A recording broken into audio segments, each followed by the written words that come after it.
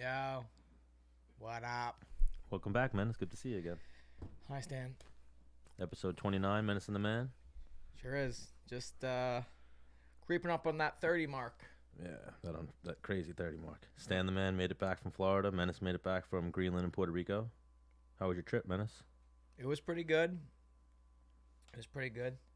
What'd you do?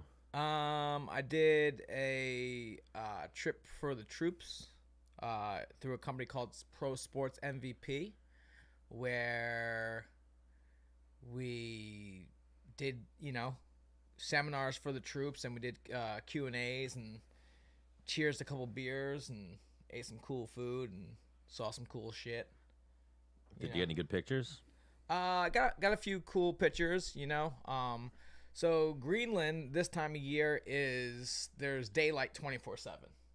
So I was out in the glaciers of Greenland at 3 a.m. in the morning, hanging out with the crew, and the sun was out. That's crazy. Yeah, it was surreal. You've traveled a lot. You never been to a place like that, right? No. And then on the contrary, like in November, it's dark, like no sun at all. And now freezing cold, right? Yeah, so when I was up there, it was like 32, but it wasn't a New York 32. It wasn't that windy, and there's nothing blocking the sunlight from hitting you. Yeah. So it didn't feel that bad.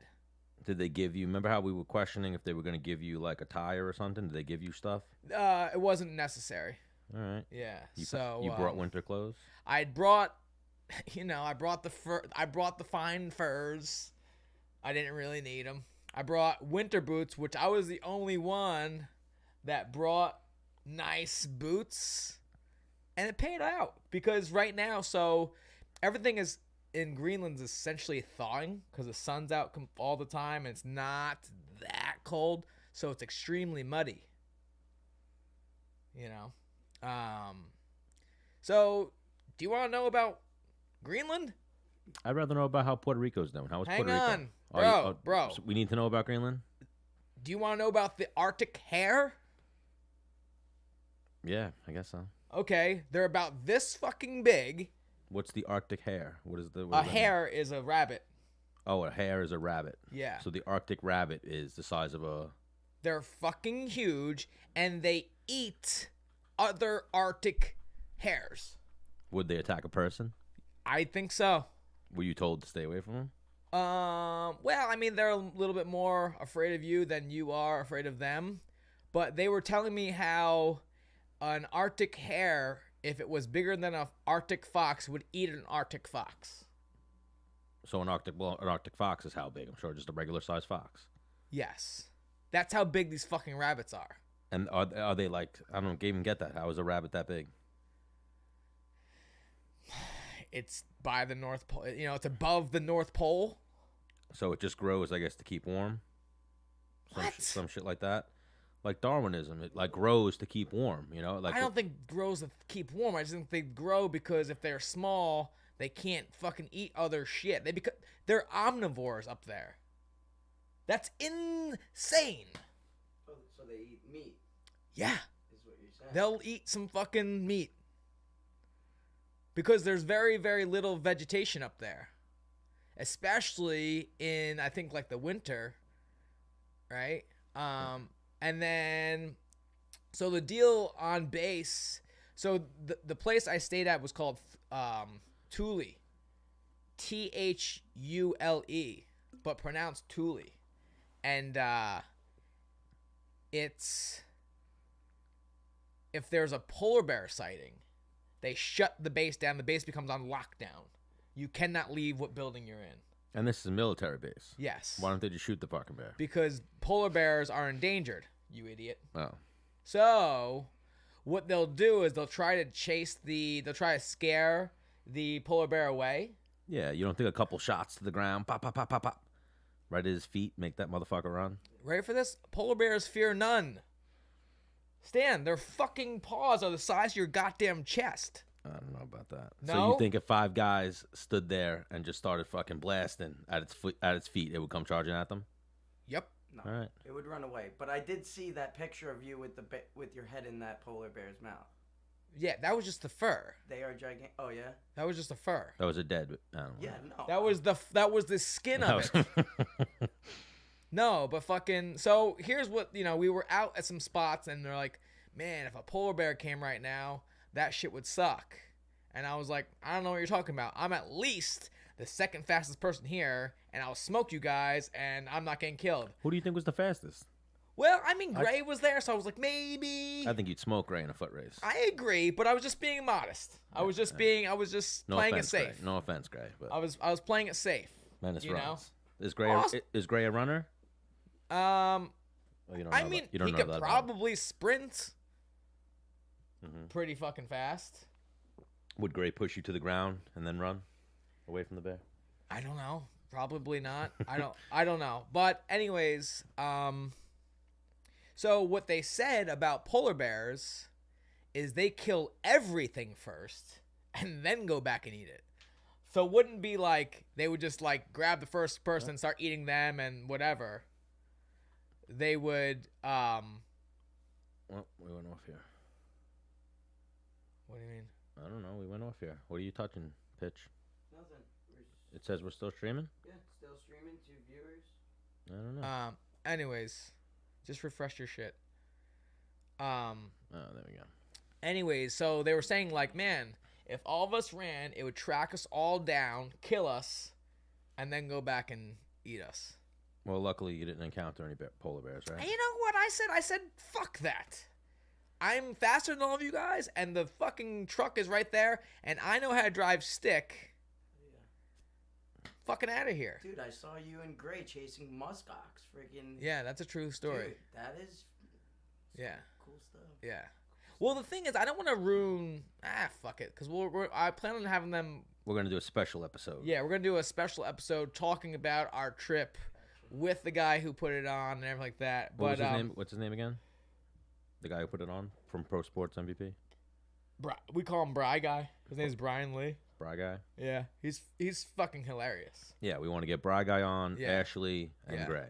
And well, no, so we saw some muskox, right? So I'm like, dude, I had probably too many cervezas, and I'm like, I'm gonna go run up there and get a fucking sick picture. So I just bolt. Pew! I'm out of here, right?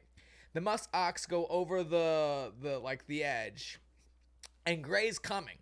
So I could have ran over and probably got a dope shot, but the thing is as I'm running up there, I'm like, man, what if they're waiting for me on the other side, and it's just me, and there's about, I don't know, 10 muskox, you know? So the thing is, I waited for Gray. So when we went over the ledge, if they were there, my chance of survival would have been greater, you know? 50-50. Hang on, bro. We get to the top of this ledge where you can fucking see as far as your eyes can see. Nothing. No muskox. I'm like, dude, where the fuck did these 1-ton goddamn long-haired buffalo go? Gone. And then we ran to like another ledge. Gone. Nothing. Those guys, they must have jumped in a fucking portal. I didn't get it. Maybe it's too cold? Are you okay, Stan? What? Are you okay? Yeah, I'm okay. What do you mean? Was it too cold? What the fuck does that mean? Maybe that's why they weren't there. I don't know. Because it was too cold? Yeah. They like the cold. Yeah, maybe Stan, the temperatures were too low. Stan, that does not or make too warm, any whatever. fucking sense. I don't know. I was texting with Jared. I apologize. I was listening to your story, but then I was half listening toward the end right there. I'm gonna be honest. Well, really, what he said was that when Gray Maynard jumped on the back of one of these muskox, it ran over the mountains, and he couldn't catch him. Couldn't find him. What? I don't know. Just fucking with him. What would you say? Yeah, exactly. Oh, you both fucking suck.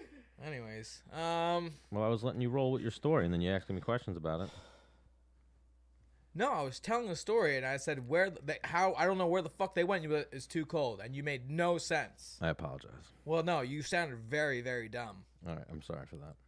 Well, I mean, be sorry to yourself, dude, because people are gonna watch this and be like, damn, Dennis, your fucking co-host is a goddamn jackass. Well, I'm trying to get Jared and Belal to call in. That's what I was texting. So, trying to get our next guest.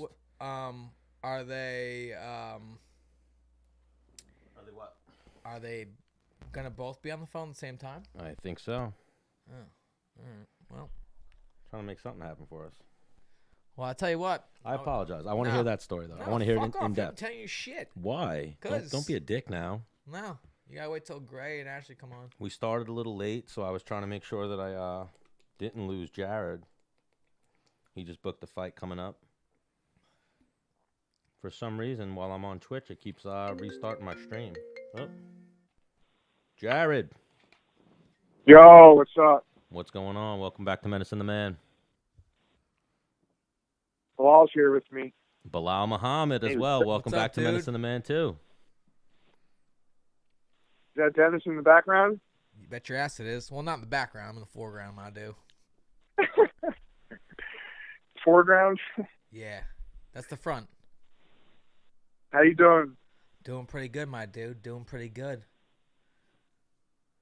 Very nice. Stan, go do it. All right, so hold on. You have a conversation with Jared and Belal. Yeah, Jared. So you got a fight coming up now, huh? Yeah. Who we got? Who we knocking down?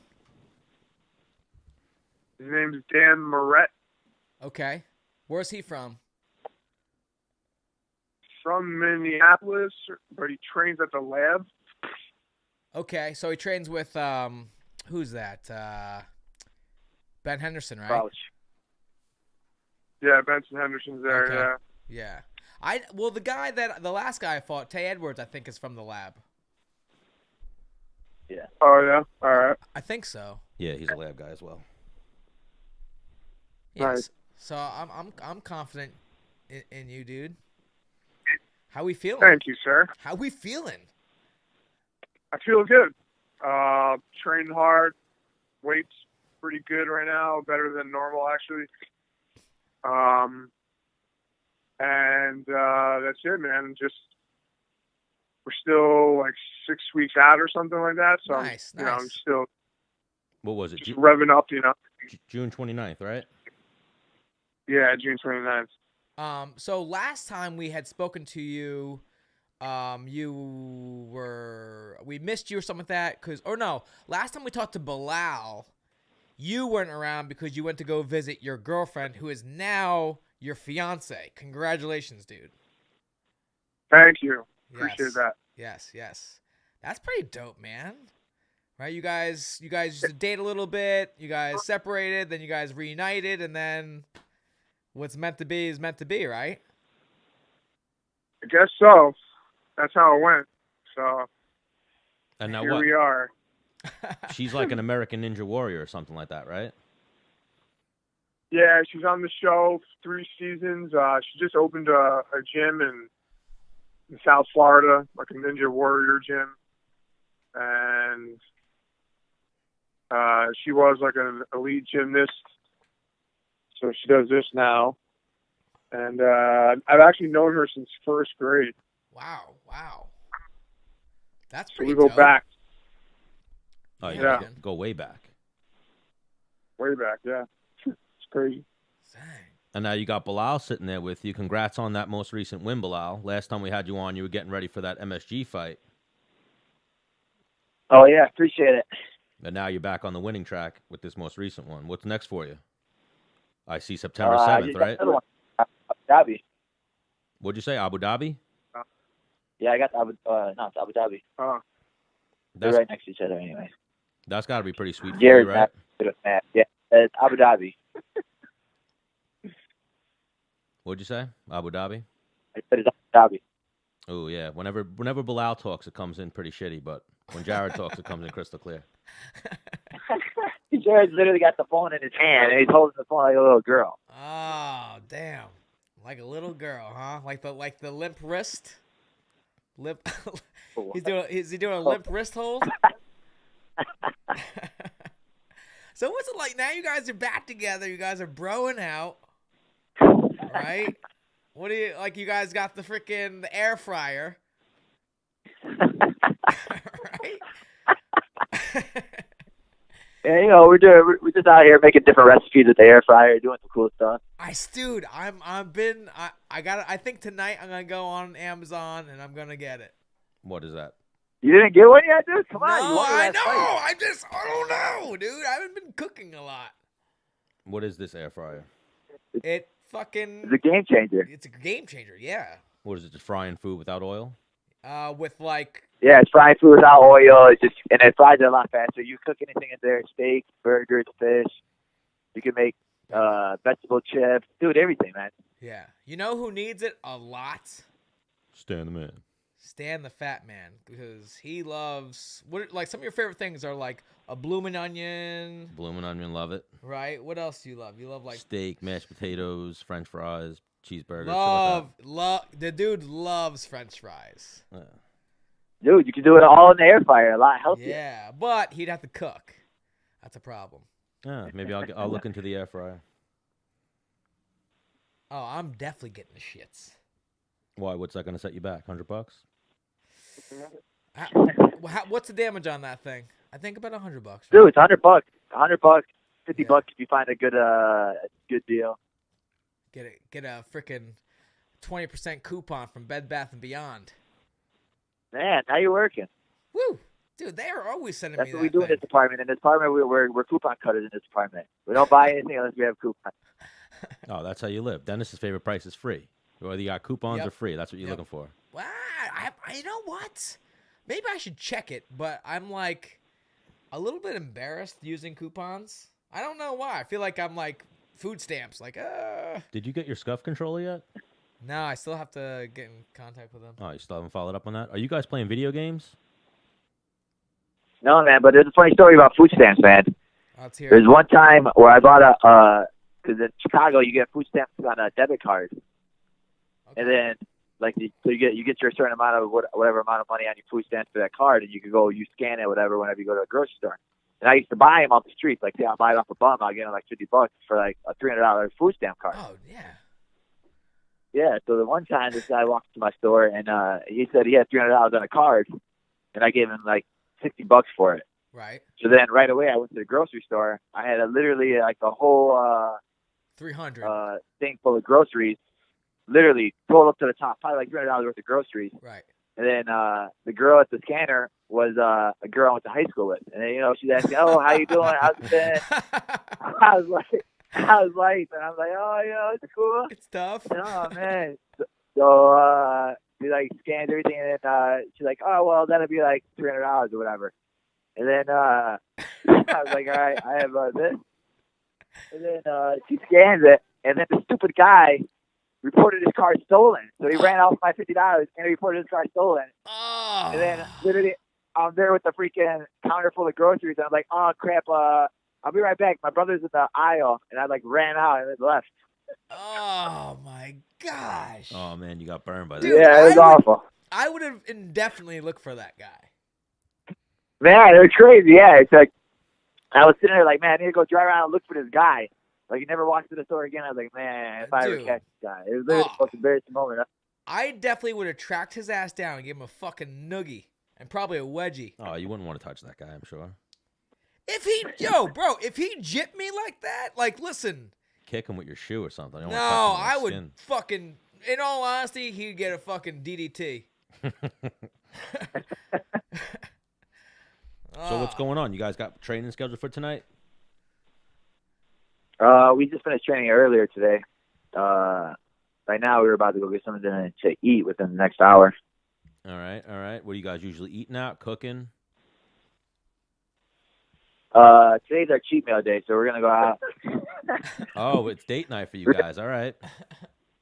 I'm taking him out a little bit, taking him out into town. He's been inside all day, Wow. working hard, doing push-ups and stuff. So it's time to go paint the town red. Yeah, you gotta get that chest right. That's right. Now, So, where you guys going? I don't know where we're going. There's a place called Champs. It's pretty good. It's like a big sports bar. Okay. All right, all right. No. No What's cervezas, up with you, right? Dennis? You guys don't drink, right? No. Yeah, me and Menace are on. Bilal's religious, and I'm just a piece of shit. So No, Dude, no. don't be so hard on yourself, did. dude. An inspiration. Yeah. I'm joking. I don't give a shit. No, I've been. Dennis, I've Yeah, been what's up with you, man? What's on your just schedule?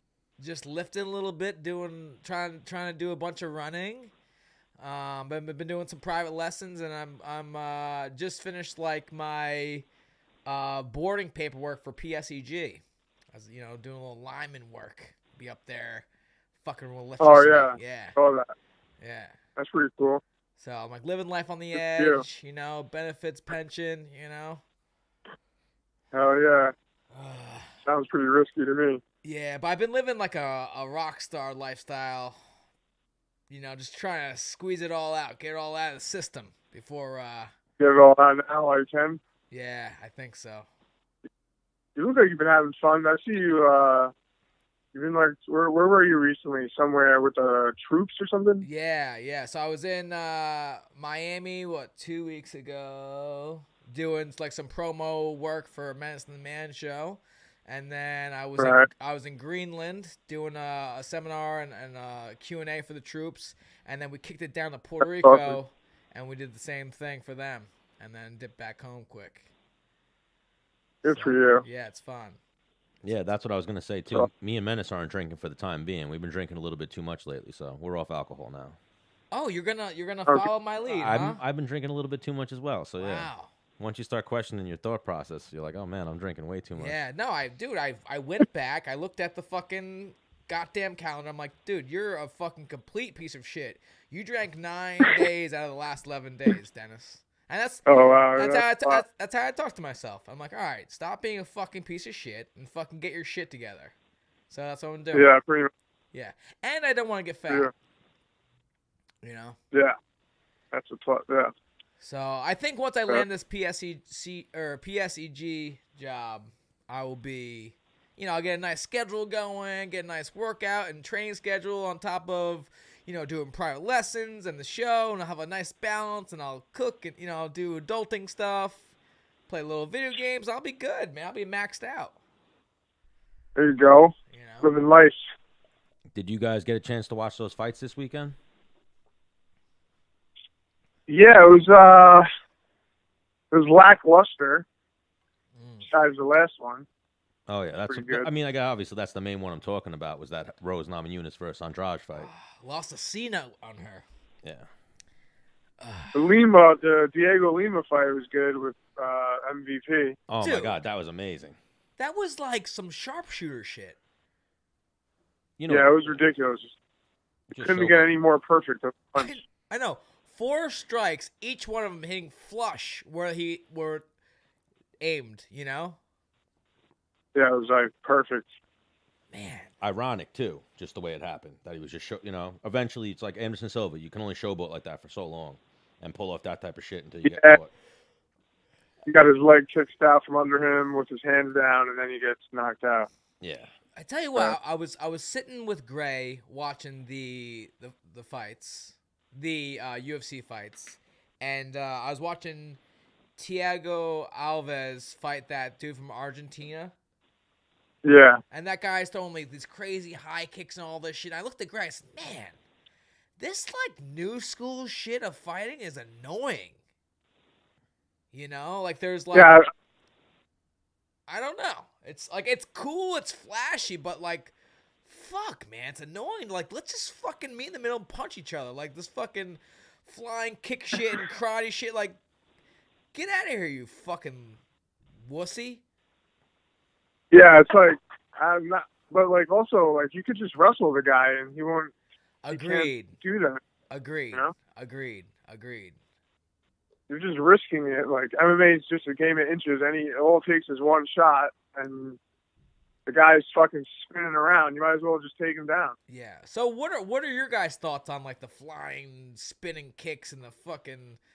I don't know. What do you guys think?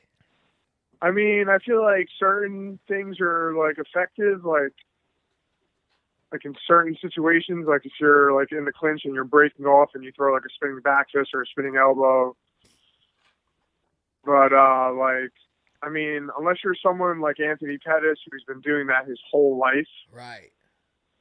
I'm not going to go in there and fucking do a quadruple head kick. Right. Maybe I'm being a hater right now. Just because like. You do. Yeah, I think it's just for short stuff. So Because, I mean, you have to be good to do it and to get the UFC doing it. I feel like You know? you threw some Yeah. jump shit in your days.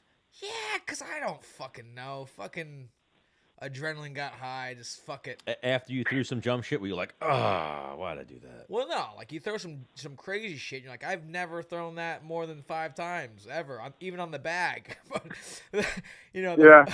win or lose on the line. I'm like, fuck it. yeah, exactly. Well, lots of people fucking who, you know, at the end of the day, it's like, it is entertainment, you know? Yeah, I think it's fun to watch, and the casual fans obviously love it. So Yeah. Well, I don't, like, for me, like, I want to see, like, if one guy's running around doing nothing and the other guy doing cry shit, cool. I like that. Like, hopefully one of those fucking lands.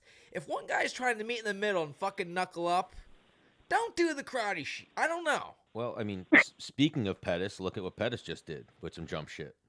He just fucking knocked out Stephen Thompson. Yeah. yeah, but Anthony also goes in there and fucking fights. You Right. know? No, yeah, he'll knuckle up, and It's then not- once you get yeah. out of range, then he throws some ninja shit. Yeah. What do you guys think of that Diaz fight for him? I think Anthony has like high potential. Yeah, I see him picking. To win- I see to him win picking that Nate fight. apart. He fights way more than Nate does. It's Right. it's 15 minutes, so he doesn't have to. You know, he won't. There's no 4th and 5th round where Nate could probably thrive Yeah, true. in the Very later true. rounds. And then I think with the low kicks and the head kicks, and Nate's just gonna go out there and box. Right, So right. I just can't see. I just picture Anthony being way more dynamic and winning, like kind of how he's. I mean, like, I just feel like he has a lot more weapons. Oh, for sure. Would they announce the date for that fight? Say that again. Did they announce the date for that fight? I think it's August 17th or August 27th. Yeah, I saw that. I'd imagine both of you guys could be guys who can kind of mimic that Diaz brother style in training. Well, I guess I could pressure him. Bilal's a pretty good southpaw, so Yeah, I think never really switched stance. But you're both pressure fighters, is what I was getting at. Yeah, both could definitely have him on Yeah, his yeah, back foot. I'd imagine that's Yeah, going to be sure. what Nate's going to be trying to do in that fight. yeah, definitely. I think he's just going to chop his legs off those kicks. Yeah, I mean, the that's what ticket. set up the right hand for Thompson. Oh yeah, the fact that he was kicking the Chop shit out of the him. leg, Yeah. chopping the legs, and then once you you distract him with the leg kicks, and then you go high. And that's really what set up that knockout. All right. Well. And that motherfucker hits hard, dude. I fucking sparred with him a lot, and that motherfucker punches hard as shit. And I mean, he just knocked out Thompson, who's never been knocked out in any kickboxing fight, any kickboxing or any MMA fights. And Anthony's like, he was sleeping before he touched the floor, before he hit the floor, you know? Yep. I think Pettis is That better motherfucker without punch. cutting weight. Yeah, that's another thing. It's at 170, so he doesn't have to kill himself. What does he walk at, That Pettis? motherfucker gets big. Man, I've seen him at like 205 in the gym. Jesus. Yeah, looking like a Mexican potato. Yeah, I'm guilty of getting a little beefy myself. Sergio gets big too, man. Yep. Yeah, that little fucker. He's like, I've seen him like 170. And he used to fight at 25. Crazy, yeah. This dude. Well, you're even an example of that as well, Jared. Like, I know 145 is a tough cut for you. 155 is a little bit easier, a little more doable, right? Oh, yeah. 45 was miserable for me. So no more 145 in the future, right? Just 155 from this point on? Yeah, there's no point. I'm just gonna, when I do 45, my whole camp just becomes Yep. a diet, you know? It's not even, I'm just so worried about making weight. Yep. So I'll be honest, like, I don't have the discipline to eat like that year round. Yeah. I'm just not gonna fucking do it. I want to eat food, and I want to eat food a lot, so I get big. And even when I train year round, and I still get fat. So I mean, I would have to do that year round in order to fight at 45, and it's just not gonna happen. So Yeah, I'm not gonna suffer and kill myself. Yeah. Plus, I'm just damaging my body for the years to come. So I'm over it. Heard that. Oh yeah, we always talk about that with Menace, how 145 was such a nightmare, and then 155 you felt great, right? Yep. All right, well. Yeah, he looked great in that fight. Thanks, dude. That kid was a big guy. He wasn't like a little dude. Yeah, that dude was jacked to the hill. Big boy. How did he feel? How big did he feel? Yeah, did he feel strong? Like, No, I mean, like I train with like LaFleur and fucking Gregor and shit. You know what I mean? Like, yeah, those like that guy is not stronger than them, you know. And I can hold my own for the most part, you know. So. Yeah, actually, yeah. The level of training you have is definitely very high. So. Yeah, we you know, iron sharpens iron, man. So Jared, you're coming back to New York. What are you coming back for? Family, training? Yeah, it's my mother's birthday.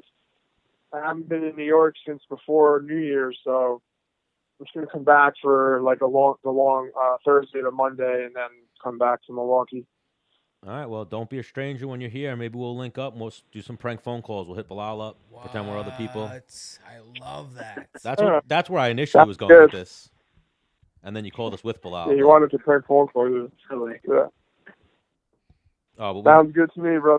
But we love both of you guys. Thank you for joining us, and we'll let you guys go to your dinner date. Yeah, thanks, guys. Send me photos of what you get to eat.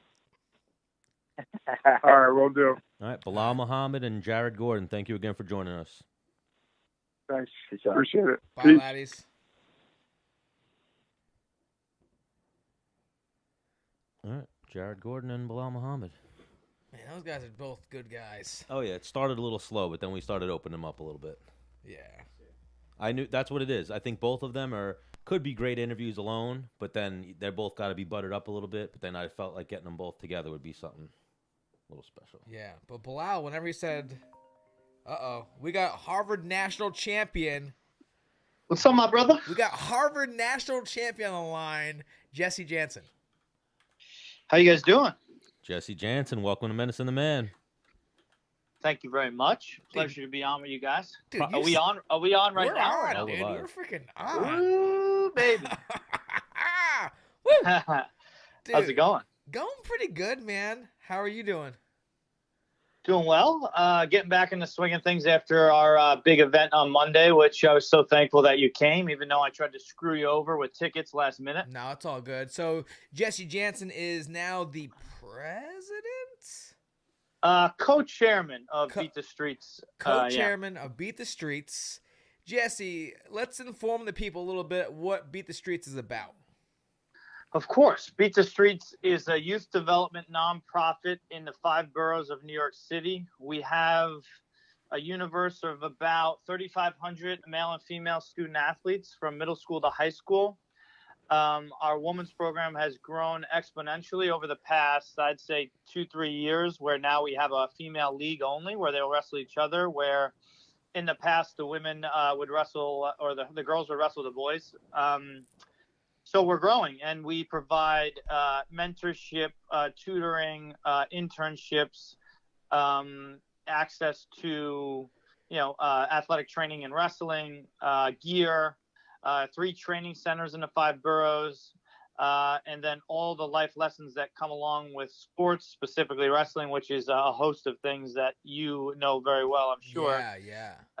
Which is kind of capacity for suffering and discipline, organizational skills, hard work, and then the list goes on. Yeah, because I mean, when you think about the modern day millennial, I want to fucking choke them. And, having 2 little boys, I'm like, yo, they don't have to wrestle. They don't have to fight. They will play some sport in some way, shape, or form. Yeah. I completely agree. I mean, the lessons through sport are they parallel life and they're really important, whether it's teamwork, interacting with others, endurance and just challenges, adversity. People always ask me, how do I make my kids tough or this or that? And, wrestling has this like special way of pairing humility and confidence like no other thing I've ever experienced. Right.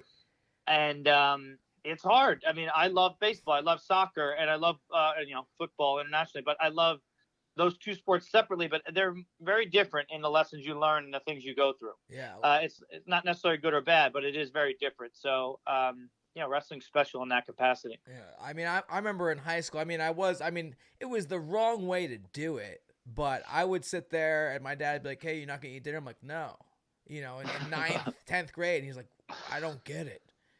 But, for anybody else, like, the fact that you would starve just because you think that's going to help you win is mind blowing. Yeah. You know what I mean? And then that's like that's what I want to do is win at all costs. If you're like, eat this pig shit, I would have eaten the pig shit.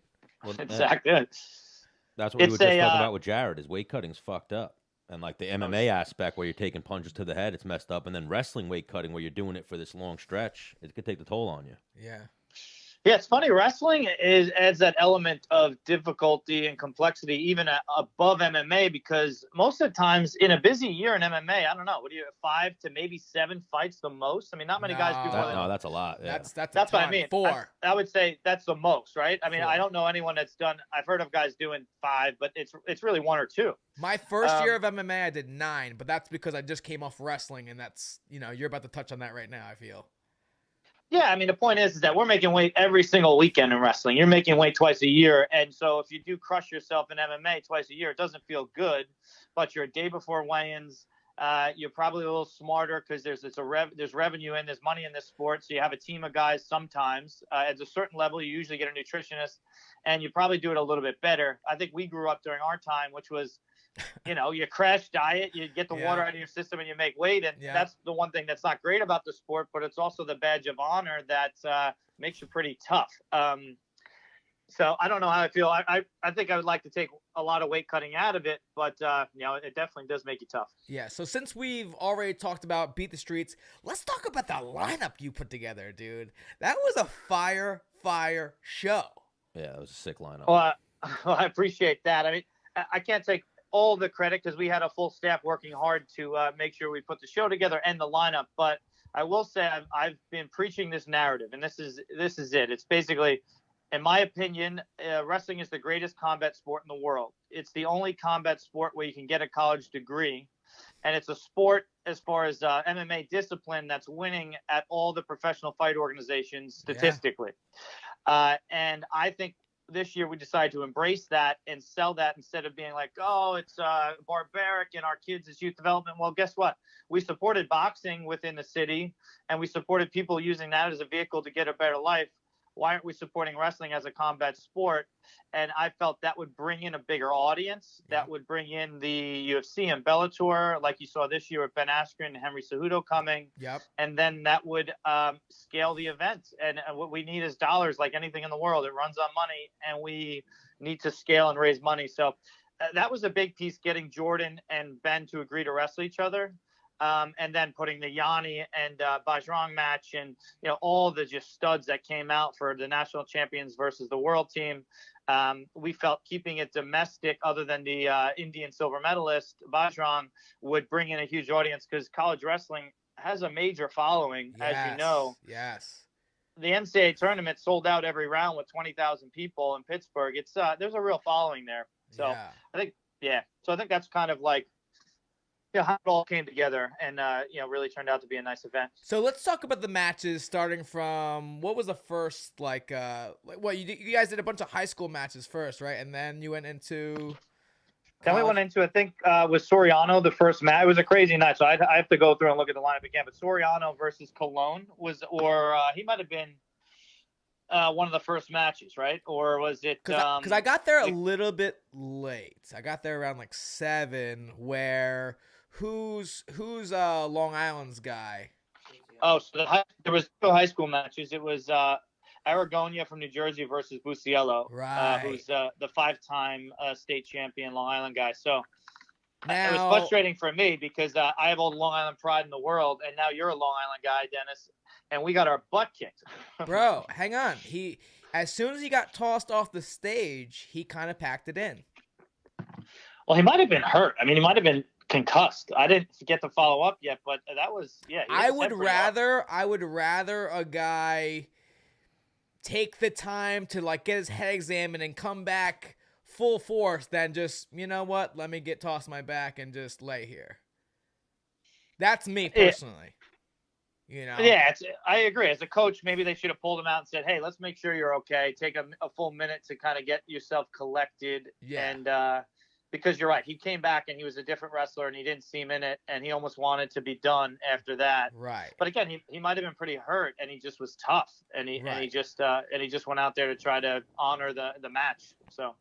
I mean, I'm very honest, and you have to be honest with your corners in MMA, and I think in wrestling too. You know, hey, how you feeling? Yo, don't feel good. Like, I'm like, this hurts. Like, But okay, my coach will go to bat for me. sometimes the coach will smack you in the head and be like, don't be a pussy, and send you out there. Yeah, you know what? Those coaches nowadays, like, are becoming extinct. The coach might not smack you in the head. He might just say, get Like, out there. You're hang tougher on, than this. It's not like this kid is a 5-time state champion. It's not like he doesn't know what the fuck he's doing or how, you know what I mean? Like, it's, he's been working together with his coach probably for a long time where they had this connection. Yeah. And I've heard that from him. I heard sometimes when things don't go his way, he will just like, oh, darn, and slap to his back and get packed. Well, the kid's probably used to crushing everyone all the time. 5-time Right. state champ. I don't know if he's ever lost. So sometimes it's just growing pains. He has to realize you're going to face Adversity. tough matches. Yeah, and where is he now? The big is Arizona State the big what? They're not the Big Ten. What are they? Pac-12? Pac-12, I think. Yeah. So he'll have tough matches day in and day out. So I'm sure he'll adjust. He's a great athlete, but you're right. It seemed like things went against him, and it just snowballed. And that's a tough thing, and you know it for kids when they go from high school to college to adjust. Because hang on, day one when he gets in that college room, he's going to get fucking smacked. Yeah. You know what I mean? Like, I remember when freshmen come in, I'm like, yo, let me fucking lay it on you right now, just so you know that you will never get this fucking spot. Just so you know. So let me fucking put it on you fucking mean. And the thing is, also, you're doing that kid a fucking favor, too. Yeah. You know? Yeah, I think that's a quick education. So you're right, and people do. You want to set a precedent, and I don't know. I think he's a tough kid. I think it's going to be fine. I think that match was a little out of character. By the way, I think that New Jersey kid JoJo is freaking tough. Oh yeah, So- that kid's a fucking house. Yeah, and New Jersey State is the toughest right now, without question. If you watch the NCAA championship, they had the most All-American, the most national champions. I mean, it's tough to win a state title in New Jersey right now. So I just think that combination of that kid just being an animal, Adam having a bad match, getting shooken up. It was probably on, selfishly, the mat being small made it exciting. It was like American Gladiator. It was fun. It was Thunderdome. I was thinking that. The thing is, especially for that level of wrestling, man, when I got on a double leg, I know when you got on a double leg, you were running a motherfucker. And Oh my Jordan God. Burroughs was Jordan wrestling that Burroughs. night, Oof. and I knew he was going to run a motherfucker. So, like, outside It of, like, the almost seemed like- circle. Yeah, it almost seemed like they wanted to for the excitement. Luckily, it was padded, and we had people Yeah. there because we thought the mat might have been. It was a full size mat, but we thought because the out of bounds, it could be tight. Yeah. Lesson learned. Next year, we make it bigger, or we make sure it's really safe. It was tough, but Or- I didn't. Or we go American Gladiators. We just go Or hear me out. Thunderdome. Hear me out. You All were right. in Real Pro Wrestling. I don't know if any of you guys remember of Real Pro Wrestling. I remember it. That's right. It's where they took the fucking best dudes in the country and they started making like state teams where they wrestled each other. Yeah, I and they remember. tried to switch up the rules a little bit where if you like threw them out of bounds, right? Yeah. There was extra points involved in that. By the way, it was so fun. It was crazy because you could do like a 10-point move. It was like NBA jams back in the day. Yeah. I It remember was like- a lot of MMA guys did it. A lot of guys MMA that went guys that on to MMA. yeah. So like DC was in it, right? Pat Cummings, King Mo. DC, King Mo, Joe Warren. We had everybody. It was an Yeah. exciting thing. What they did was they put a ramp. So if you did fall off, it was angled padded mat. So you Right. didn't just fall into the moat. So it softened the blow when you got thrown out of bounds. So I don't mind. I mean, we can't change the rules if we're going to make these real matches, because guys will be like, hey, I'm getting ready for the Olympics. I'm not going to do some weird rules and risk getting hurt doing something crazy. Otherwise, if we had a professional league, I'd be a proponent of changing the rules to make it super exciting. Yeah. But I don't know if people share that sentiment. But anyway, it was kind of cool, though. Yeah, well, I mean, we'll go back to that another day. So the next match, I think, was my homie Anthony Piccinini versus your homie Nick Piccinini. Anthony Piccinini. Nick Piccinini versus who do you wrestle? Jack Mueller at UVA. Yeah, so from UVA.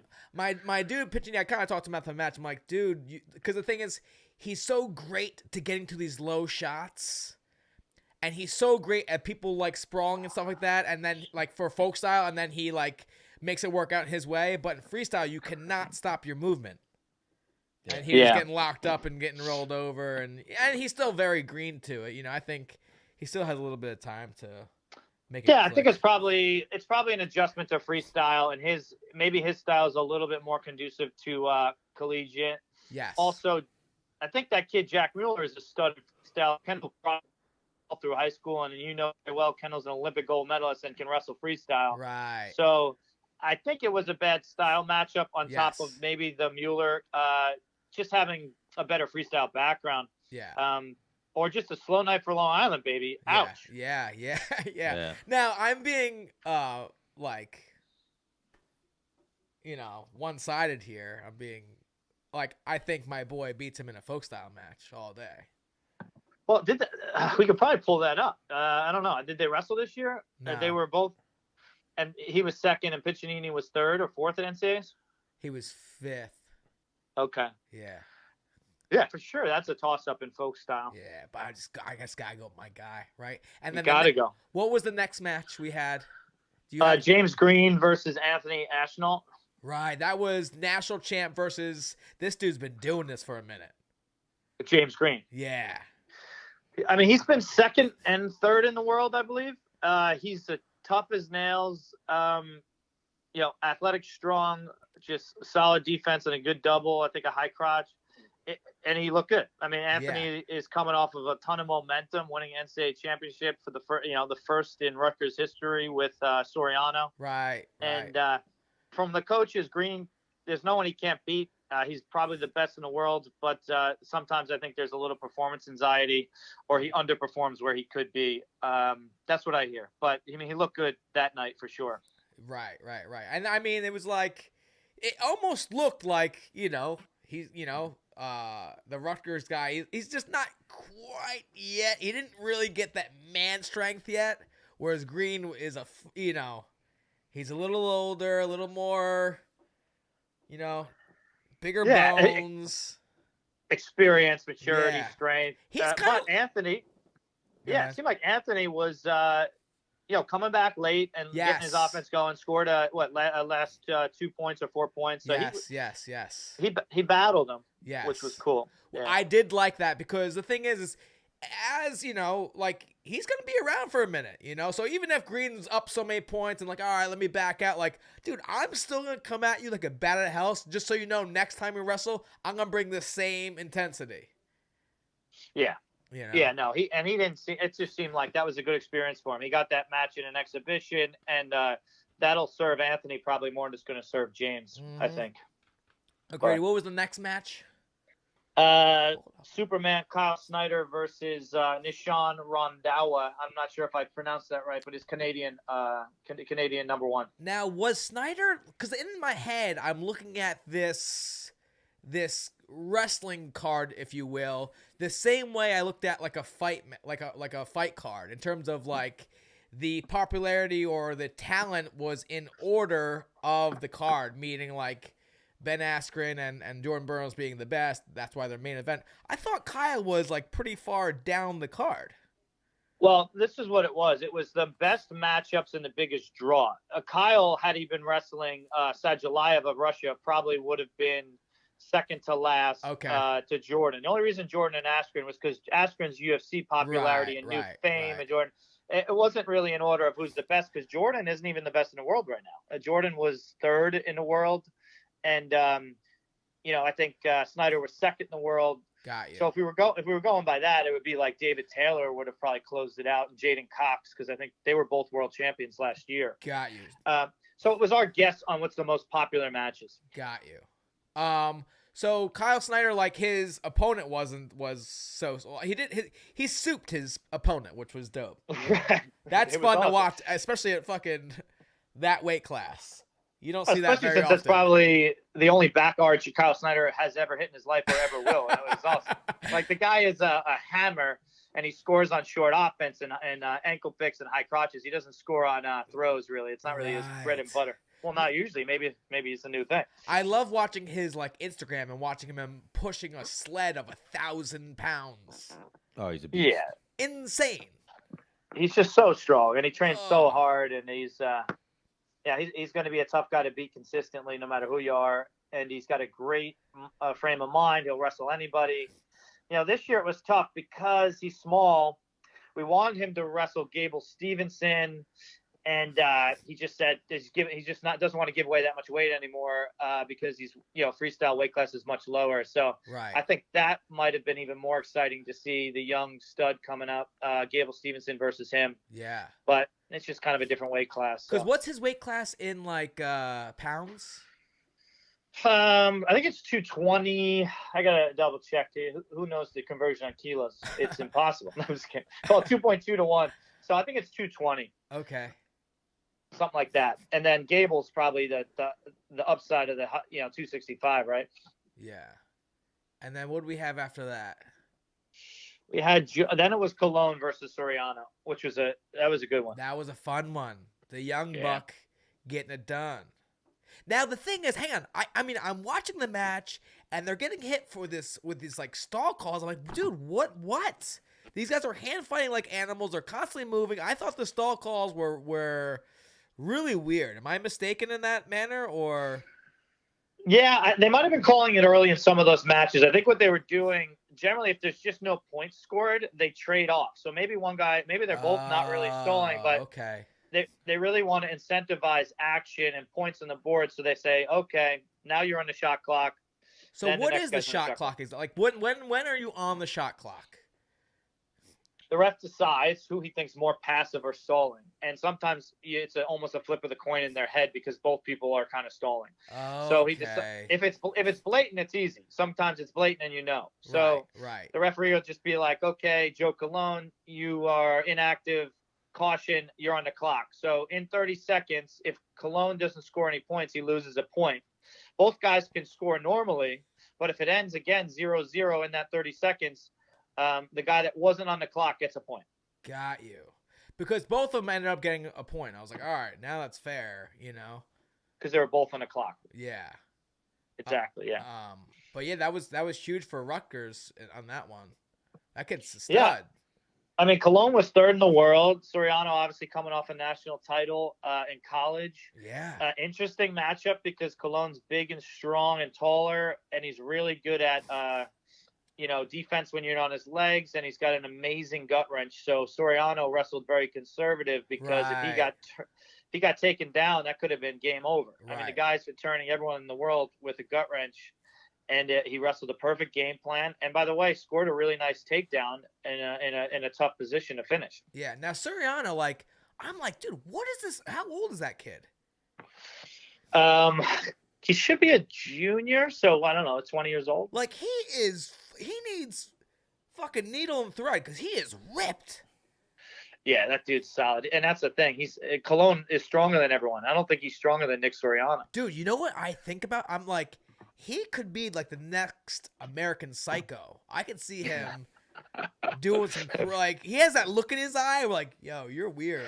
Like, there's something like weird in that head, right? That's funny. Yeah, I don't know. I know he does a lot of push-ups and does a lot of awesome social media stuff. He's just doing tons of push-ups.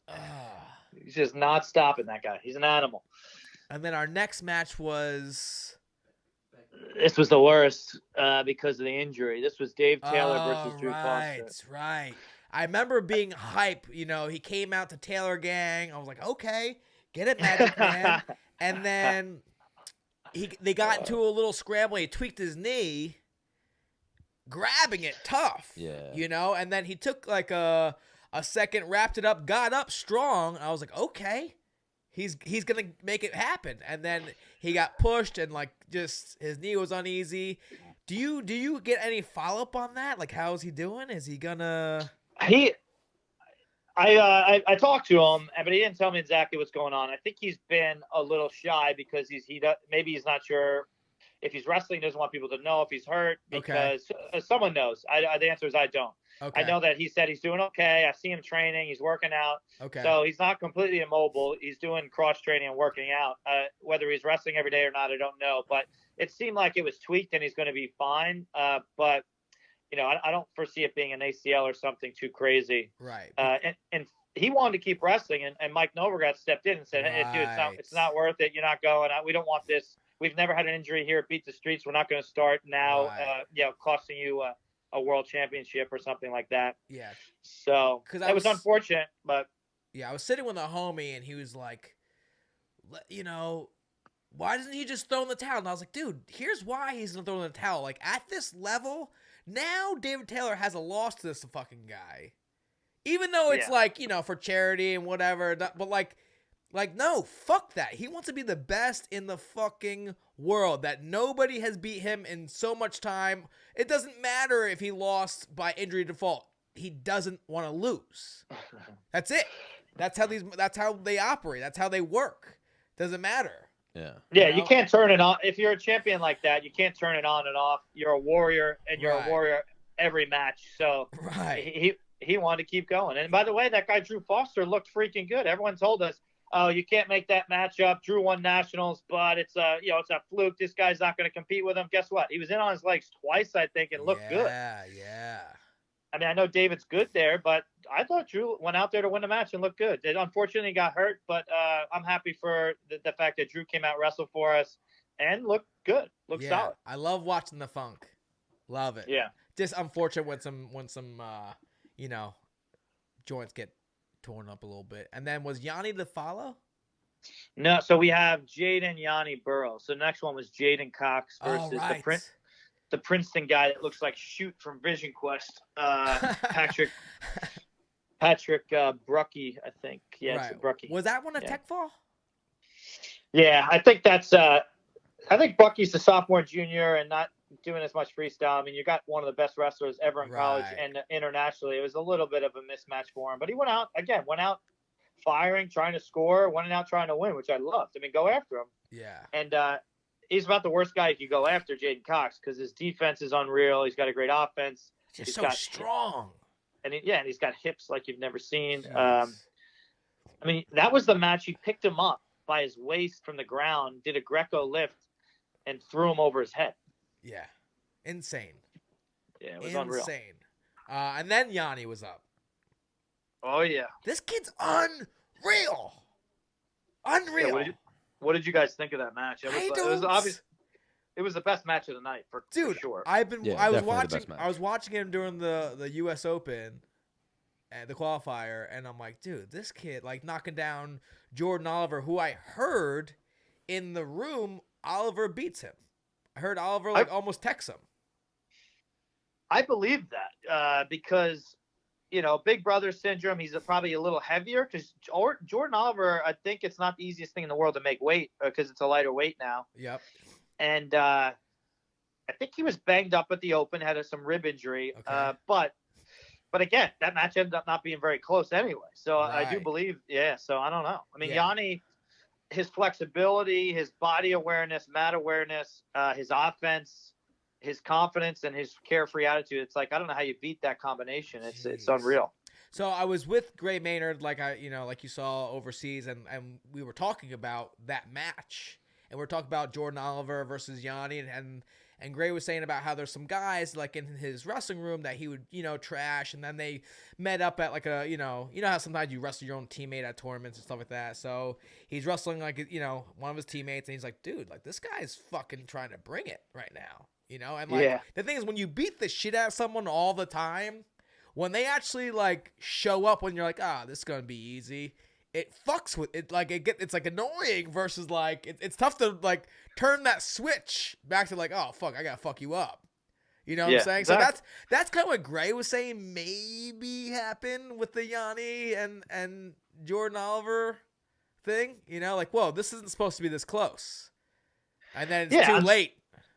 You know? Totally. I mean, that's totally possible. The other thing is some guys wrestle very open in practice because they want to learn and take risk. And then when they get, not that, by the way, Yanni doesn't change anything. He's super open to matches. So I don't think this applies to him. But I do see it with many other guys that get beat in the room and then they go and they have a game plan and they stick to it and no one beats them in matches. So there are those guys that are willing to take risk in a room, don't take risks on the mat, but they have a good style and they win. So I don't know. But the Indian guy, he beats the Indian guy who's like number one, no? He was number one in the world. Yeah. And not to discredit him, by the way, he wrestled.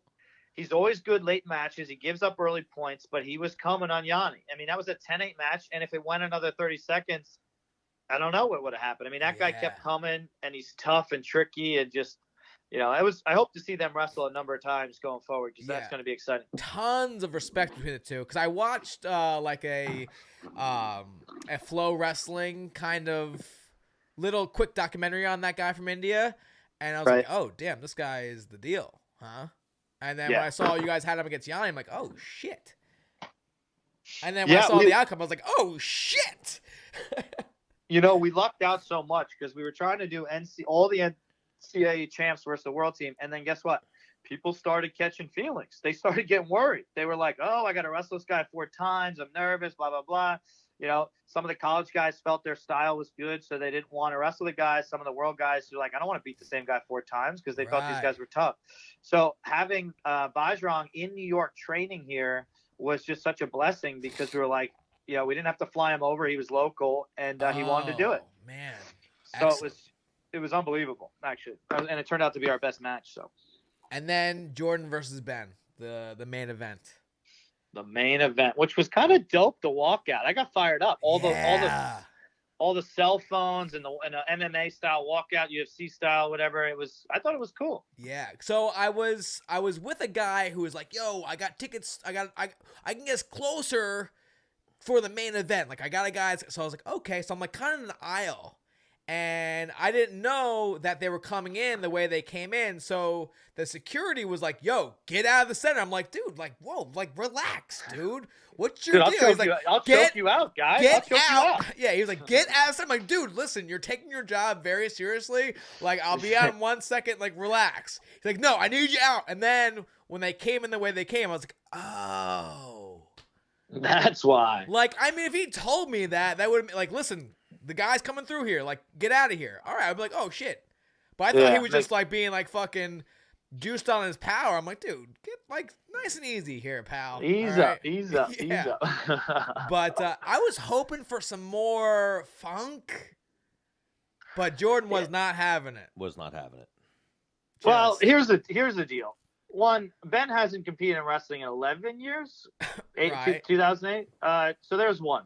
Two, the style that Ben lost to was exactly Jordan's style. He lost to the Cuban in the Olympics. The matches he would lose were generally Chris Pendleton, who was athletic, strong, and clean, and had really clean finishes and well coached.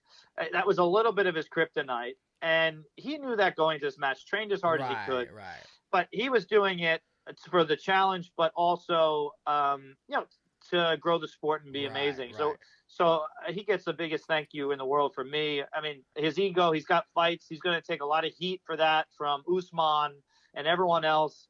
And by the way, I still think he's going to be UFC champ and love the guy. Yeah. But it was pretty lopsided, and it was not much he could have done. He couldn't get to his positions. He couldn't get to a crackdown or a funk, and Jordan fought from the outside and just was really clean on everything he shot. Yeah, and then the one time he stopped Jordan's, like, penetration, I was like, okay, we might get some funk. Jordan was like, nah, Hulk him. Hulk lift. I was like, God damn. Yeah. That dude is a freak. Yeah, I don't know. I mean, I wonder at their prime if it might have been a little closer. I think it probably would have been closer. I don't know if, and I love Ben, but I just think, Jordan's one of the best ever. It's hard. I think, like you said, stylistically, it's a tough matchup for him. So we had Ben on the week of, or no, week before. Oh, yeah. The week before. And, you know, he was just like, he was still keeping the you know, The hype machine band, going. yeah, the hype machine. But like afterwards, I saw him talk. He's like, listen, man, he's the best in the world. I was just, fuck it. Yeah. Let's see what's up. You know what I mean? And he talked about how it's not about, you know, getting yourself involved in things that you know you're going to kick butt in, but like challenging yourself and getting into some things where you're not supposed to win. See if you can still win. Yeah. You know? Yeah, I loved it. There was a quote exactly that. He said it in a way that I really loved. It was, you know, it basically like, you know, accepting. Sometimes you got to accept, you know, being brave or stepping up to the challenge doesn't mean you step up every time you know you're going to win and win easily. Right. And it wasn't that either, but it was something like that. And he, you know, talk about a great guy. I mean, he came over for nothing, volunteered his time. You know, obviously it helps to build his brand, but it doesn't help the fact that Jordan kicked his butt and he's got to fight other wrestlers and all this stuff. Like, yeah, that was definitely going to be a big shot to his ego, and he still did it. And Yeah. guess what? He didn't skip a beat, and I'm sure he'd wrestle for us again. Oh, for sure. Yeah. Sure. But, hey, Jesse, we had you on for 30 minutes. I want to get the Jesse Jantzen story eventually. Absolutely. I feel like we didn't go But there. tonight I just wanted to beat the streets while it was still hot. I love it. I appreciate you know, you being there, and this is, you know, great. And just talking about Beat the Streets is great marketing, and I'm so excited for our future and then wrestling more broadly. I think we're going to grow this sport into something special. So Heck yeah, man. So I I mean, love it. we want to have you on the reg when Corey's in town. Maybe we get the bros back love in that. their native Woo! Long Island area. Come in studio. Yeah, we have our own studio now, Jesse, so we'd love for you to come in studio sometime. I would love it too. We might have to get out in a boat one day and do a live from Ooh. the wakeboard. Don't threaten You us know? with a good time. We do have We- some of the equipment. That's Well, what we- we're on now is a traveling setup. We got it all, so let us know when. Corey's on board with that. I know that. Let's do it. I'm in. All right, so Jesse Jantzen, thank you again for joining us. Thanks, guys. Don't be a stranger. Talk to you soon. All right. Peace. See ya. Later. Man. He could talk. He's like Oh. he's got Bro, the gab over hang there. on. He was a 4-time All-American, Yeah. national champion, and he graduated from From Harvard I was gonna say, in 4 years. he might I went be- to Bloomsburg, Is he the smartest wrestler? Like the and I was on smartest a one out there? 5-year plan. Yeah. Yeah. And he like trademarked the crab ride. Yes. Yeah. Well, that's what I was saying. We didn't get into anything about Jesse Jantzen. We just got into his business now, which is Beat the Streets. So Well, that's not even his business. That's like yeah, that's not even his business, but that's like He's just- his hobby that he's doing. Jesse Jantzen. So there's like a handful of people growing up that I was like, ah.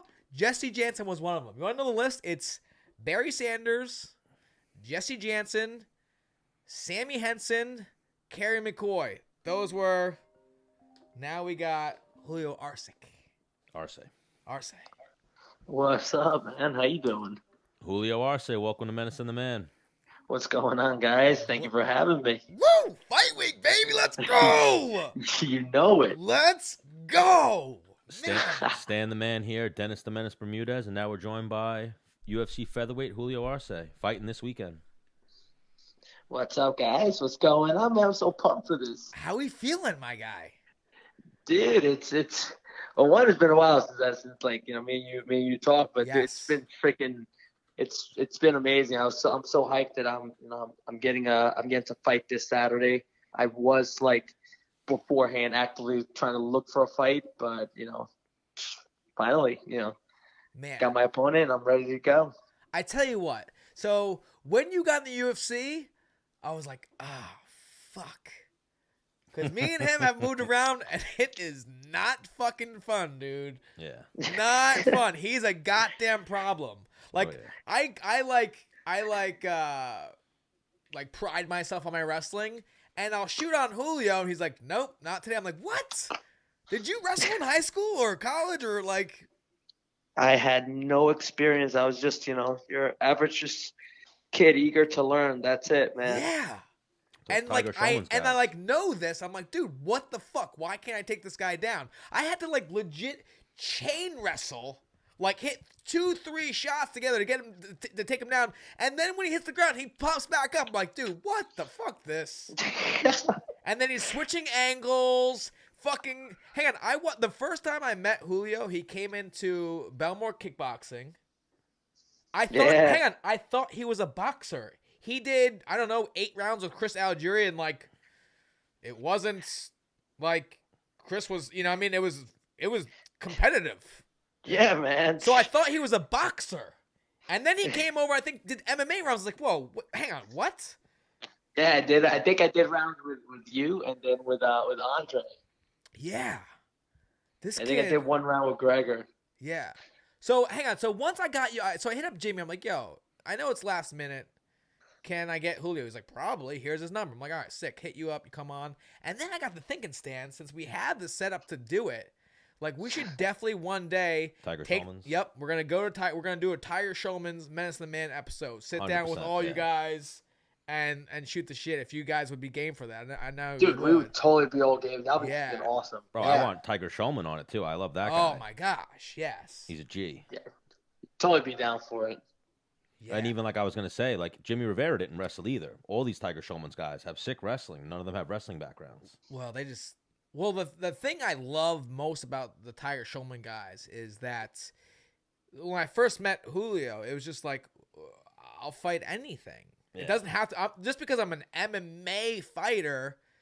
He takes MMA. He takes. All he of just. them. It's just. I'm a fighter. I will box. I will kickbox. I will do MMA. I'll do submission grappling. I think that's their like MO almost. Like Yeah. all the students, even the up and comers that are like not in the UFC, the 16-year-old, 17-year-olds, that's what they do, right? Yeah. Julio? Julio, Everyone. can Yeah, you touch you on know- that a little bit? Yeah, look, for me, like my journey to actually even just going pro, like I started doing MMA, and then I had to do a bunch of jiu-jitsu tournaments before I can actually do MMA. I did amateur kickboxing, and then they had me do the New York City Golden Gloves, and they had me do every discipline. Plus, of course, just do some wrestling and just like nonstop hit every single discipline that involves when it comes to finally going into the professional MMA, because I don't want to just be one-dimensional. Right. And neither do any of our other fighters. So it's like we're like, okay, if you want to go pro, you can't let people take you down. You gotta have good takedown defense. If you want to go pro, you cannot just keep fighting off your back. You gotta learn how to hold top pressure. You gotta do some boxing. So it's like Tiger just kept putting us. He's like, okay, look, you're gonna do this, you're gonna do that. You show me you can handle yourself and you can stop people from taking you down, or you can stand in front of these boxers, or you can do this. It's like then we'll talk about you going pro. So like I was one of the first to take that, the journey of doing the MMA, boxing, kickboxing, and all these other disciplines to be able to go pro.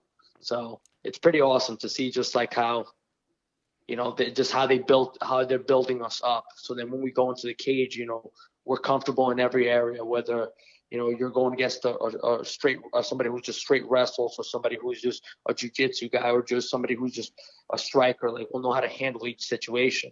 Yeah, because I've watched you in Ring Combat. I've watched you also. I commentated one of your fights for Glory. Yeah, at the Before Garden. UFC, and like he beat up a dude who that's all he does is kickbox. He's a professional kickboxer. Julio Arce fucking TKO'd him, Yeah. and like he also does jiu-jitsu and wrestling. I'm like, God damn. And like probably one of your stronger things that I love about you is like he just keeps like picking up the ante. Yeah. Up in the ante. Like the next round, he's gonna bring even more heat and more pressure. It's Ridiculous cardio. Yeah. The conditioning has been always like my greatest thing. Because That's you're Colombian. Yes. Yes. Yeah, I'm Colombian. Primary. That's just Colombian, straight up, 100%. No, like I was born here. Just my family is all from Colombia. Yeah. So like you're American and Colombian. Yeah, I'm American Colombian.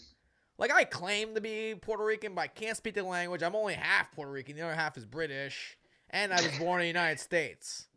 Yeah, I was actually born in Miami, and then Okay. I went back to live over there for a couple of years, and then I came back to the U.S. So now talk to us. How'd you find Tiger Shulman? Is that where you started? Yeah, that I've been with them now for 17 years, so they brought me up all the way to this high level. I was just like my sister when I was younger. Like I used to be a very fat and chubby kid, and I wasn't really like fitting into like other team sports. So like I needed like something just for myself, and just like where I can kind of accomplish my own individual goals. and she brought me to Tiger Schulman's, and from there on, ever since, I've just been with them. Yeah, 17 years later now. They got a few of you guys that went from infancy to the UFC. Him, Yeah. Lyman Good, Jimmy Rivera, that were like kids when you started, right? Yeah, you got Shane Burgos, Mike Louis, Pizzano. right? Yeah, Lou. You have a Nick Pace. So you got a bunch of people that just came up through Tiger and just who've been with them for. I mean, some of them have been there for now almost 25 years. Oh, that's crazy. Which is crazy. I know. So these guys, we were born and bred from them. So it's awesome. Yeah, I always talk about Tiger Schulman. He definitely transitioned very well into the MMA game because he was like a fighter. So once it became MMA, he transitioned from the karate, and now you look at him, he's selling UFC to people, selling MMA. Yeah, it's insane. Look, we were one of the few that when we used to be like just Tiger Schulman's karate, we decided to evolve. We didn't want to just let's just stick to what we already have and that's it. So he's like, oh, I'm gonna go start. He just started kind of absorbing the knowledge of jiu-jitsu and wrestling and all that, and now like we've evolved to this is where we are now. Yeah, he's very smart. Like when I've seen him come into Lima and do the coaching and stuff, you could see that he's not like just a striker. He actually is like a student of the game, even at his age. Yeah, he did his he did wrestling as well when he was younger. Like it's cool that he had like such an open mind and just decided to evolve Tiger Schulman's to where it is now. So it's pretty awesome because I know like back then people only stuck to one certain style. Yeah. And that's all that it was. It's like nothing else. But he's like nah. It's like he adapted, and this is where we are now, and it's great. So how big of a fan are you of the sport? Like, are you constantly watching all the MMA and fighting you could watch, or just doing it in itself is too much? I watch it here and there, but look, I'm no Shane Burgos. He's like an encyclopedia of fighting. Oh wow. He knows literally everything. So if you ever talk to him about fighting, like you name the person, he'll know every single thing about them.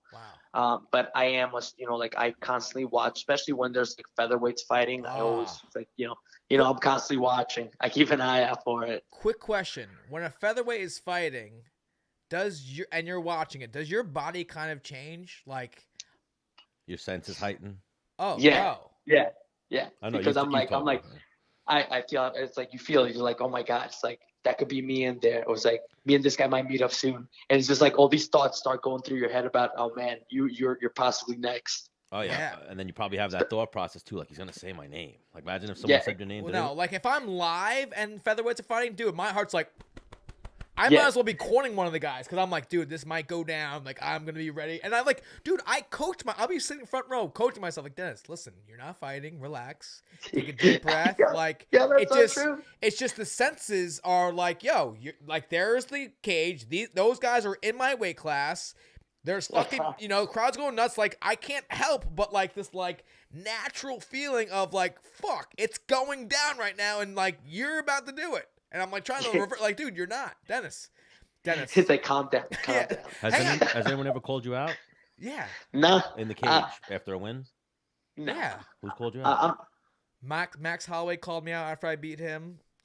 Really? He called you out after you beat him? That's freaking crazy. I'd imagine something like that probably gets you like, motherfucker. Well, and you, no, hop up yeah. Out of your seat. I'll fight him now. And then I fucking heard who's the jiu-jitsu nerd in fucking at the 145 weight class? Ryan Hall. I heard he called me after he beat BJ Penn. In the cage.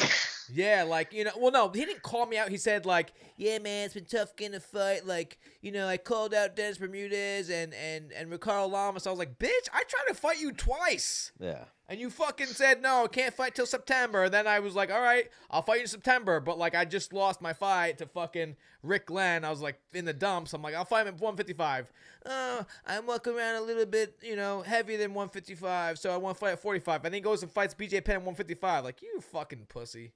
Well, exactly. When someone calls out your name, obviously, it gets you animated. Well, no, hang on. He called my name out after. Yeah, that's what I'm saying. Those two things had happened. So imagine watching a fight, your senses heighten, and then the guy wins, and he goes like, Julio Arce, I'm fighting you next, motherfucker. Like, does some Nate Diaz shit. Yeah. Like, Conor McGregor probably broke his TV that night and was like, fuck this Diaz guy. Fuck this Diaz guy.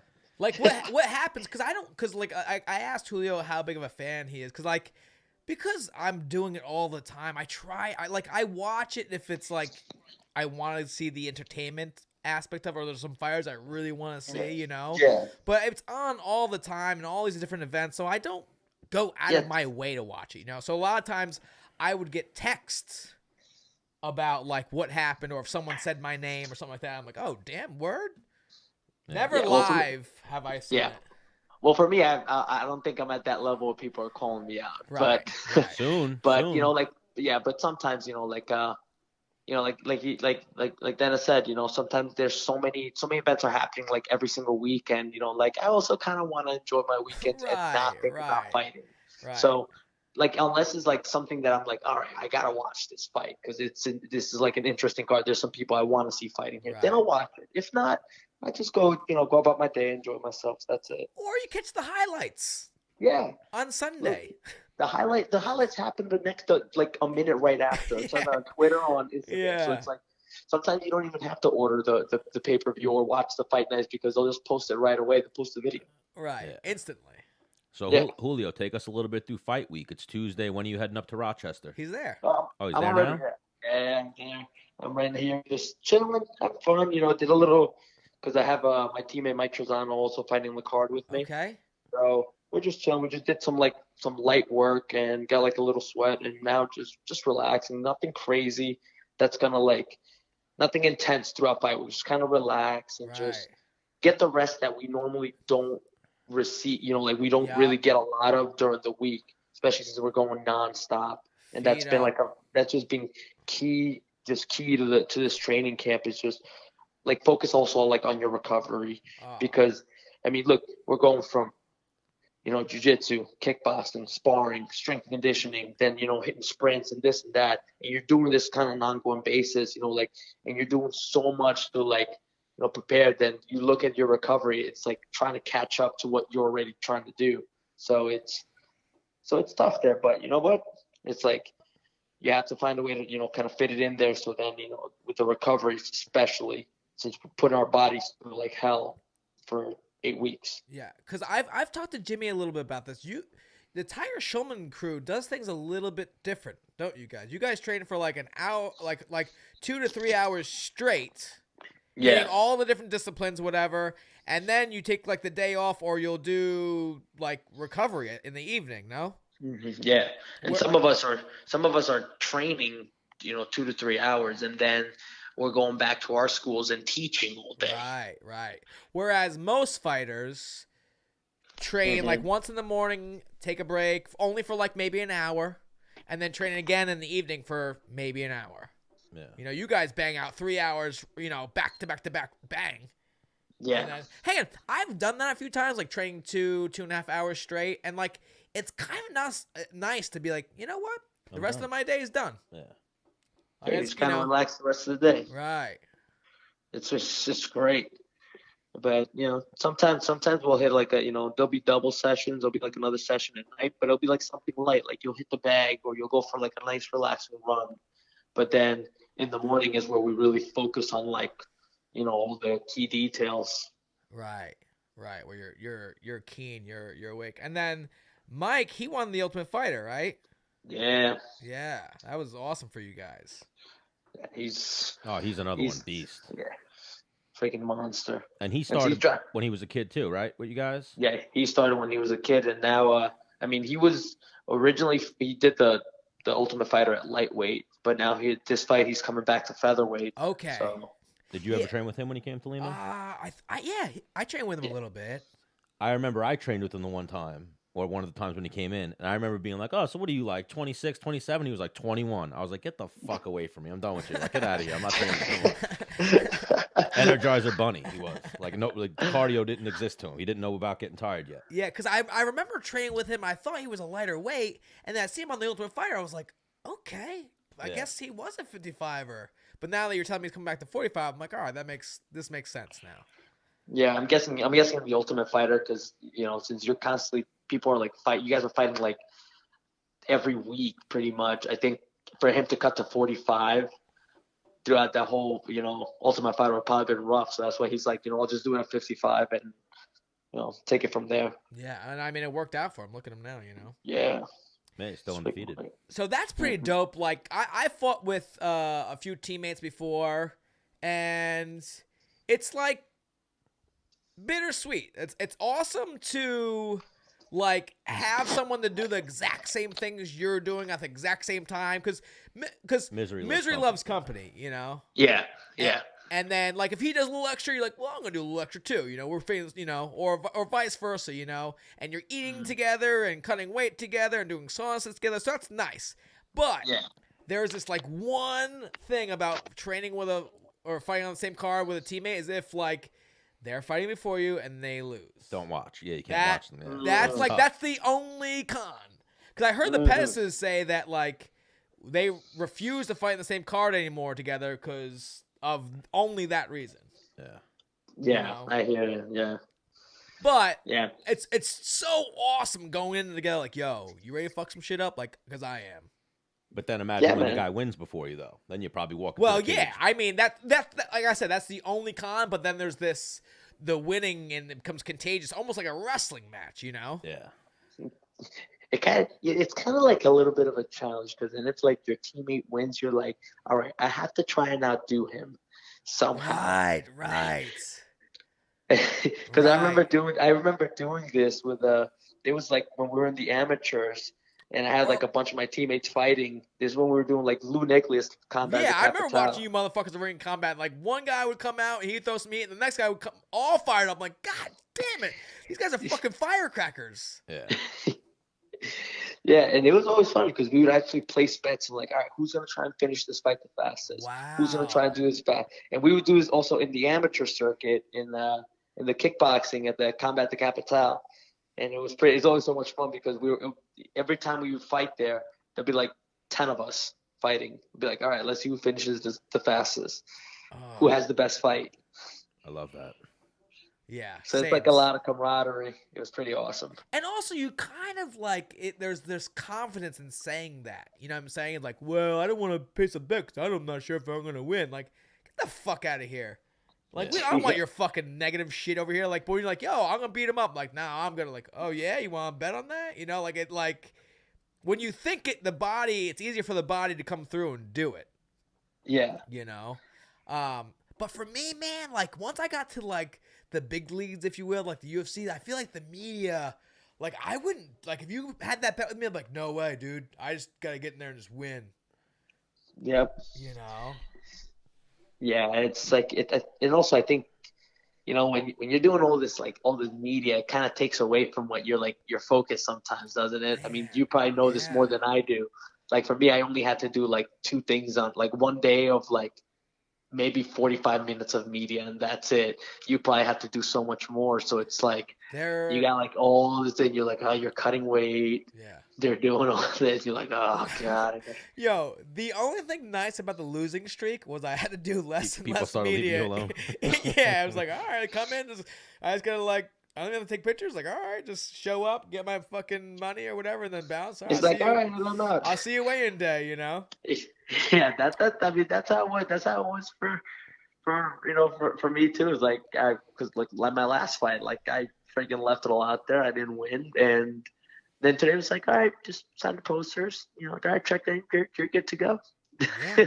Well, no, like, you probably have like 2 phoners from your room, and that's it tomorrow. Yeah, that's right? it. That's all it. I have. No open workouts. Like, dude, that's so nice. Yeah, it's peaceful. Oh. I don't mind that. Even when I make it to the high level like that, it's like I just don't want to deal with open workouts. I feel like that's just like you don't need that. Well, the thing is, so sometimes I watch these open workouts of like these big UFC cards. I'm like, holy shit! Like they're working out in front of like 1,000 people. Yeah, a shitload of people. But like the open workouts that I've done are like UFC fight nights, and there's like 50, 25 people. You're getting all hyped up for like, yeah, like you ready? They're like, yeah. I like 2 even kids. The Donald Cerrone route that he's been going. Donald Cerrone doesn't even answer. He just doesn't do any hitting the mitts, nothing. He just answers questions. Yeah. Wow. How many fight nights how many open workouts has that guy done? Endless. Oh yeah, endless. I'm sure. He's like, I'm done. That guy probably got to a point where he's like, forget this. I'm just gonna answer questions. I'm done with this shit by now. But Julio Arce, we want to thank you for joining us. Thank you guys for having me. Get it done this weekend, and we'll get you back on the show. Win or lose, we'll make you a regular on the show. And we're going to definitely come to Tiger Showman's and do that episode. Nah, he bringing that heat, my dude. You got it, man. High volume and no fucks given. Yeah. Exactly. That's it. Yeah, it's been real, man. We got trying to get together, man. Yes. We will bring the show to you guys. How about that next time? Yeah, man. Whenever you want. I was actually talking to Andre Harrison because I know he's fighting the week after. And I'm like, yo, afterwards, let's all get together and freaking train, man. It's been a while. Yeah, man. I'll watch and coach a little bit. Maybe do a half a round. That's cool, bro. No, I got one round in me. You'll do one of those, do one round and then walk off and be like, all right, everybody, next round. Couple push-ups, do some takedowns or something. I'm gonna take this one off. I don't have to anymore, Yeah. Well, you're the senior now. You're retired. You're an elder statesman. You got a lot of fights. You can definitely pass on wisdom. So, a guy like Julio Arce, I'm sure you can give some tips too. Oh no, he's got it figured out. High volume, get in the fucking guy's face. There's no quitting this kid. So and you can't teach toughness. You can't teach hard work. But Julio has all those things, man. He's gonna be very, very, very, very, very good. Yeah. Thank you, brother. Appreciate it. All right. So thank you again, Julio Arce. Thank you guys for having me. Kick ass. Thanks, brother. Take care, man. Peace. Peace. What? That's it, right? Yeah, we'll just shoot the shit for a couple minutes and then we'll wrap this episode up. Fuck yeah, we will. We gotta always thank our sponsors, G Fuel, giving us this lovely studio, helping us out with this bomb ass computer to stream our shit on. Yeah, me too. Look, I got a G Fuel hat on. Is that a G Fuel hat? Look at that. Yeah, I stole it. I got a G Fuel shaker here. I've been drinking G Fuel this whole show, so I'm gonna be bouncing off the walls as soon as this show's done. Oh, that's really G Fuel. It's really G Fuel. Oh, hell yeah. Really G Fuel. What do you mean? It's G Fuel. Yeah. Don't be It's like G Fuel every week. It's OG G Fuel. Every week we drink G Fuel here. We got to thank our boy Frank over at Home Interiors by Anthony Giaramita. We had an amazing trip to Miami. We might have Frank come in and just Chill put a little with us. flair. Put a little flair on this couch. He's gonna build us a whole new couch. Ooh. Whole new couch. Will it say Menace and the Man on the back? Ooh, we should get Menace and the Man logo right in the middle, right? In that Italian leather. Ooh. Ooh, now we're that. talking. Come on, Now Frank. we're talking. Now we're talking. Wow. But Home Interiors by Anthony Giaramita, they do everything. Blinds, upholstery, drapery work, all that type of stuff. So check them out. We'll send you guys the link. If you need a lawyer, the law offices of Mike Postiglione, we'll send you guys the link for that as well. And Our boy Izzy. with Madison Travel, it's Madison Performance Group. I couldn't really get the gist of that, but our boy Izzy Nicola, I believe it is, for hooking us up with some travel arrangements. Yeah, he's the one that got us down to Miami. Yeah, Izzy from Madison Travel. Then, while we're in Miami, dude, 1947 oh my God, sent us 170-something beers. Our refrigerator was full.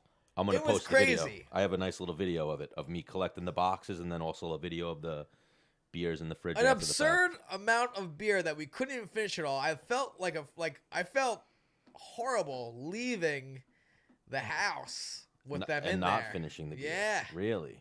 You felt like they defeated you. 1947 Yeah, won. 1947 won, Menace 0. I felt Actually, like that no, I'm too. bringing you with me. Menace and the Man 0. Bro, Menace and the Man 0. You saw me going. I was going.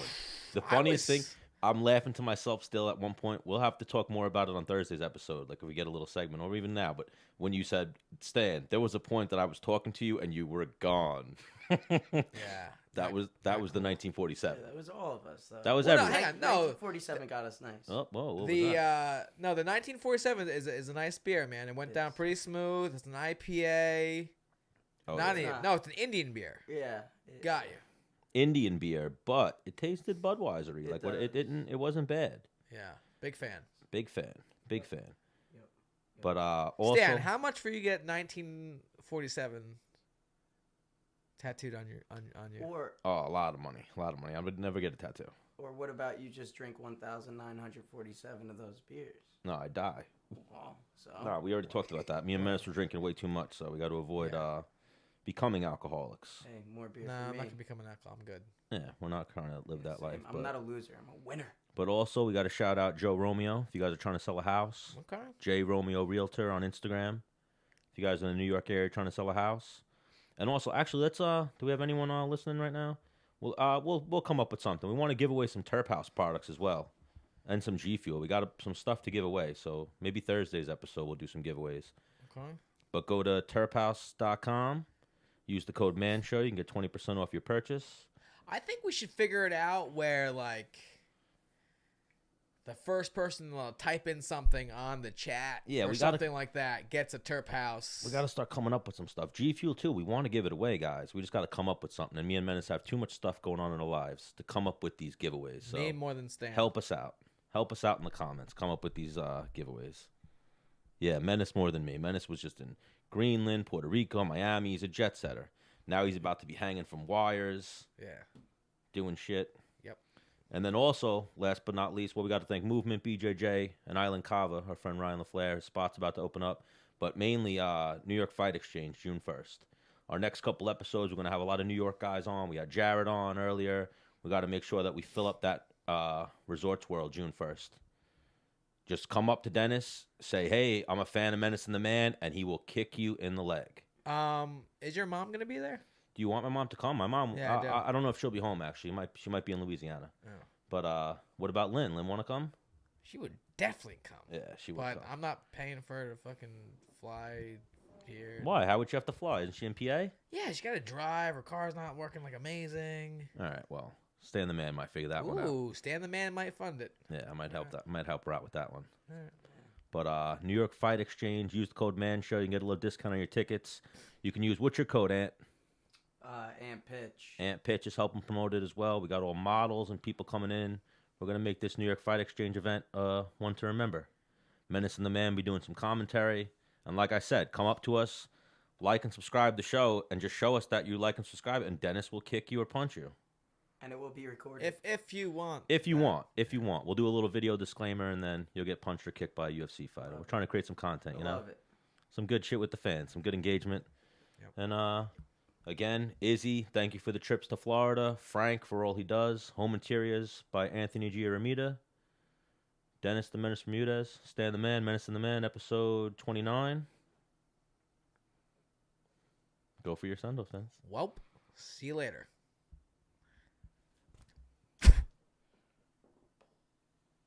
Press stop streaming. Dude, what the fuck? There it is.